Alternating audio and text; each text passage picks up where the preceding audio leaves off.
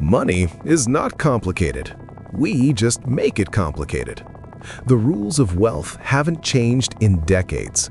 Spend less, invest consistently, be patient. Simple, but not easy. The truth is, most people don't fail because they don't know what to do. They fail because they don't do it long enough. Discipline is boring, and wealth is built in boring seasons. Warren Buffett didn't become one of the richest people in the world overnight. Most of his wealth came from decades of steady investing. No drama, no shortcuts, just consistency. The point is, the strategy wasn't secret. The discipline was rare.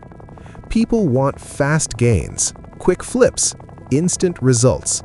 But compounding rewards patience, not excitement. Getting wealthy is simple. Staying consistent for 20 years, that's the hard part. If you master discipline, money becomes predictable. The rules are simple. The discipline is not.